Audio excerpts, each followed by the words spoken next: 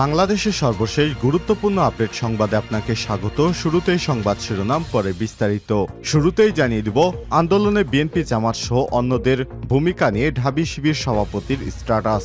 নানা আলোচনা এবং সমালোচনার মধ্যে একের পর এক বিভিন্ন বিষয় নিয়ে পোস্ট করে যাচ্ছেন দীর্ঘ 17 বছর পর প্রকাশ্যে আসা বাংলাদেশ ইসলামী ছাত্র শিবির ঢাকা বিশ্ববিদ্যালয় ঢাবি শাখার সভাপতি সাদিক সায়েম। আজ সকালে নিজের ভেরিফাইড ফেসবুক পেজে দেয়া এক পোস্টের মাধ্যমে জুলাই বিপ্লবের বিভিন্ন দিক তুলে ধরেন তিনি।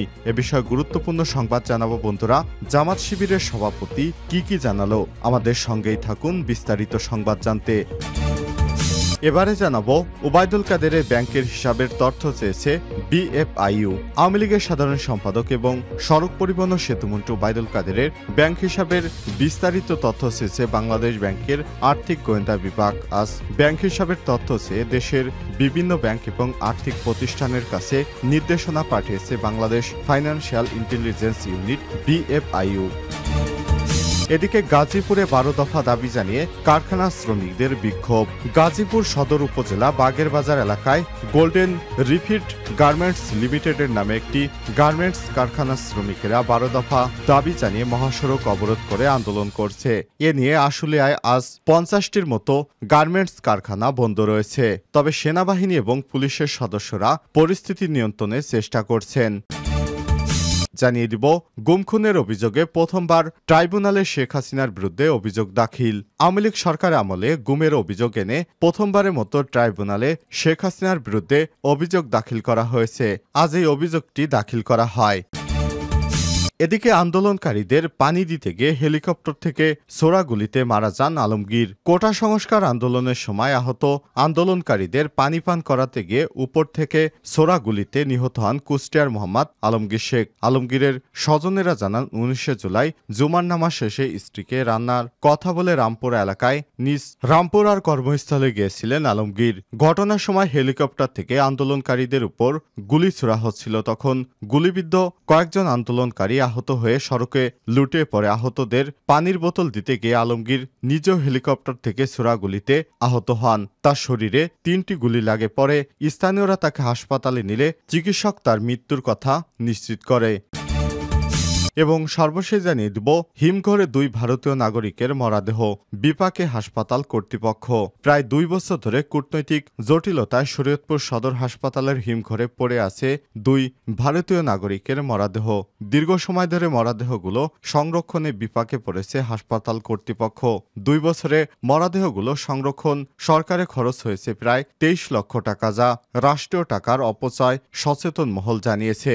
জানা যায় অনুপ্রবেশের দায়ে 2022 সালের 18 মে বাবুল সিং ও 8 অক্টোবর সতেন্দ্র কুমারকে পদ্মা সেতু প্রকল্প এলাকা থেকে গ্রেপ্তার করে জাজিরাও পদ্মা দক্ষিণ থানা পুলিশ। পরে তাদের পাঠানো হয় শরীয়তপুর জেলা কারাগারে। সেখানে অসুস্থ হলে হাসপাতালে নেয় কারা কর্তৃপক্ষ। চিকিৎসাধীন অবস্থায় মারা যান তারা। এরপর থেকেই তাদের মরদেহগুলো হাসপাতালের ফ্রিজে বন্দী অবস্থায় রয়েছে। প্রিয় দর্শক, এতক্ষণ শুনছিলেন সংবাদ শিরোনাম, এবারে বিস্তারিত। তবে তার আগে বন্ধুরা অনুরোধ থাকবে এই সংবাদটিতে একটি লাইক দিন। এই চ্যানেলে আপনি নতুন হয়ে থাকলে আমাদের সংবাদটি দেখতে দেখতে চ্যানেলটি সাবস্ক্রাইব করে রাখুন। কমেন্ট করে আপনার মূল্যবান মতামত জানিয়ে দিন বন্ধুরা, আপনি বিশ্বের কোন দেশ থেকে বা বাংলাদেশের কোন স্থান থেকে আমাদের সংবাদটি দেখছেন এবং শুনছেন। এবারে বিস্তারিত। আন্দোলনে বিএনপি জামাত সহ অন্যদের ভূমিকা নিয়ে ঢাবি শিবির সভাপতির স্ট্যাটাস। নানা আলোচনা এবং সমালোচনার মধ্য দিয়ে একের পর এক বিভিন্ন বিষয় নিয়ে স্পষ্ট বক্তব্য দিয়ে যাচ্ছেন দীর্ঘ 17 বছর প্রকাশ্যে আসা বাংলাদেশ ইসলামী ছাত্র শিবিরের ঢাকা বিশ্ববিদ্যালয় ঢাবি শাখার সভাপতি সাদিক কায়েম। সোমবার 23 সেপ্টেম্বর সকালে নিজের ভেরিফাইড ফেসবুক পেজে দেওয়া এক পোস্টের মাধ্যমে জুলাই বিপ্লবের বিভিন্ন দিক তুলে ধরেন তিনি। দীর্ঘ 16 বছরে ফ্যাসিবাদী দুঃশাসন এবং কর্তৃত্ব সরকারের কারণে বাংলাদেশের প্রতিটি মানুষ ছিল ভিকটিম। দলমত ধর্মবর্ণ নির্বিশেষে কমবেশি প্রত্যেক শ্রেণী পেশার মানুষ এবং বাকশালী শাসনে নিপীড়িত নির্যাতিত হয়েছে ফ্যাসিস্ট কর্তৃক। ভিকটিম হওয়া থেকে বাদ যায়নি খোদ জ্ঞাত অজ্ঞাত সারে ফ্যাসিবাদের ভিত্তি স্থাপনকারীরাও। জুলাই বিপ্লব ছিল সর্বস্তরের সকল নিপীড়িতদের চূড়ান্ত সম্মিলিত বিক্ষুব্ধ বিস্ফোরণ। এই গণবিপ্লবে নেতৃত্ব দিয়েছিল আমাদের শহীদরা। খোদা প্রদত্ত জানকে কোরবানি কোরবানি করে তারা সাম্য এবং ইনসানিয়াত ভিত্তিক একটি গণতান্ত্রিক বাংলাদেশ গড়ার জিম্মাদারি আমাদের হাতে অর্পণ করে গেছেন। এই আন্দোলনে শহীদ আবু সাইদের রক্তের উপর দাঁড়ানো আন্দোলন, শহীদ মীর মুগ্ধের স্মৃতির উপর দাঁড়ানো আন্দোলন, যে রিকশাওয়ালা এই ক্রমাগত দুঃশাসনের বিরুদ্ধে স্লোগান দিতে দিতে শহীদ হয়েছেন, তার কোরবানির উপর দাঁড়ানো আন্দোলন। হাজার হাজার শহীদ আমাদের পথ দেখিয়েছেন এক নতুন মঞ্জিলে। মাকসুদ বাংলাদেশ 2.0 শিবির সভাপতি লেখেন, এই আন্দোলনে যেমন অবদান ছিল সমাজের উচ্চতলার মানুষের, আবার আন্দোলনের ভ্যানগার্ড ছিল সমাজের সবচেয়ে সুবিধাবঞ্চিত জনগোষ্ঠীরও। ইংরেজি মিডিয়ামের টেক স্যাভি কিড থেকে শুরু করে কওমি আলিয়া, তালেম এলেম, শাহবাগ, ধানমন্ডি, মিরপুর, উত্তরা, সাভার থেকে শুরু করে বাংলার স্টালিন গ্রাদ হয়ে ওঠে যাত্রাবাড়ি, শহরনগর, গ্রাম গঞ্জে এই বিপ্লব ছিল আপনার আমার সবার।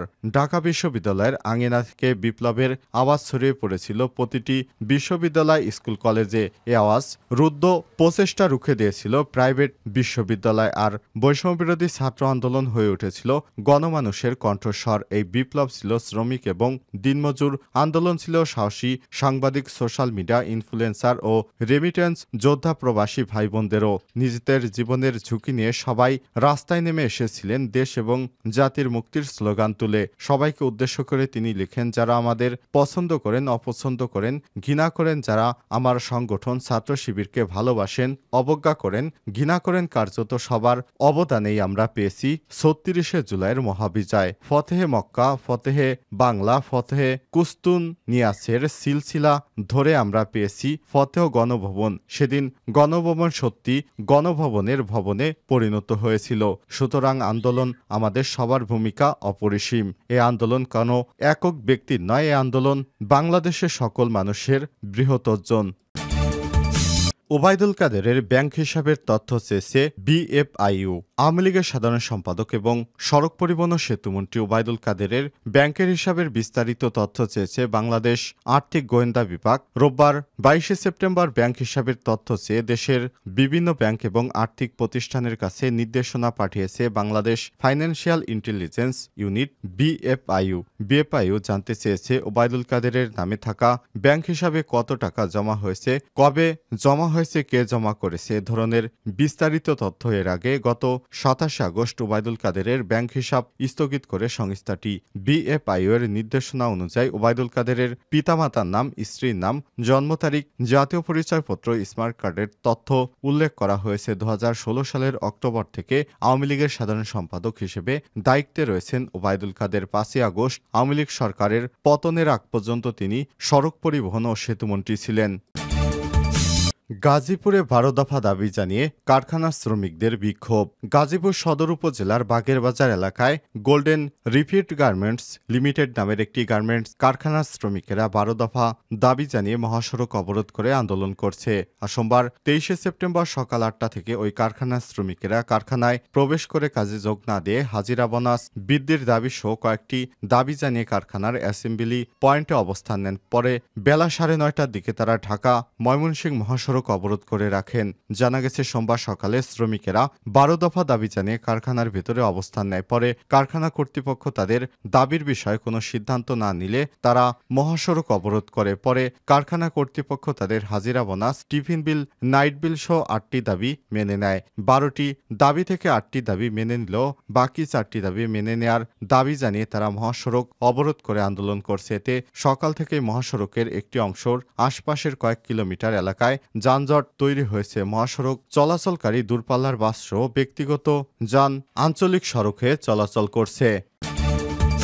গুম খুনের অভিযোগে প্রথমবার ট্রাইব্যুনালে শেখ হাসিনার বিরুদ্ধে অভিযোগ দাখিল। আওয়ামী লীগ সরকার আমলে গুমের অভিযোগ এনে প্রথমবার ট্রাইব্যুনালে শেখ হাসিনার বিরুদ্ধে অভিযোগ দাখিল করা হয়েছে। সোমবার ২৩শে সেপ্টেম্বর সকালে অভিযোগ দাখিল করা হয়। অভিযোগে বলা হয়েছে, এনামুল কবির নামে একজন তরুণ ব্যবসায়ী, যাকে ২০১৮ ১৭ই নভেম্বর রাজধানীর বাসাবোতে অবস্থিত তার বাড়ি থেকে ডিবি পরিচয় তুলে নিয়ে যাওয়া হয়। তৎকালীন ডিবি অফিসার মশিউরের নির্দেশে তাকে তুলে নেওয়া হয়েছে বলে জানানো হয়। হাত পা চোখ বেঁধে তাকে ডিবি অফিসে আটকে রাখা হয়। পরে ২৬শে নভেম্বর তাকে ছেড়ে দেওয়া হয়। এই ৯ দিন তাকে অমানবিক নির্যাতন করা হয়। এ সময় বিরোধী দলের সম্পর্কে তার কাছে তথ্য চাওয়া হয়। পরবর্তী ২৬শে নভেম্বর ডিবি অফিস থেকে মুক্তি দিল তার অফিসে বিস্ফোরক পাওয়া গেছে এই মর্মে একটি মামলা দায়ের করে তাকে কারাগারে পাঠানো হয়। পরবর্তী কারাগার থেকে জামিনে মুক্তি পান এনামুল। বিনা দোষে এই ৯ দিন তাকে তুলে নিয়ে যে অত্যাচার করা হয় সেই পরিপ্রেক্ষিতে শেখ হাসিনা সহ ২৫ জনের নাম উল্লেখ করে তিনি একটি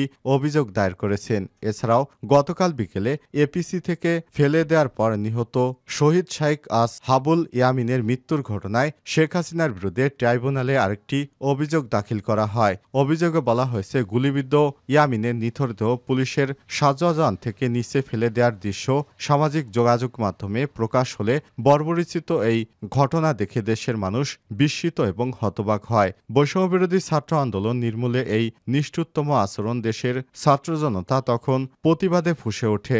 নির্মমেই হত্যার ঘটনায় আন্তর্জাতিক অপরাধ ট্রাইব্যুনালে শেখ হাসিনা সহ ৭৮ জনের বিরুদ্ধে অভিযোগ আনা হয়েছে।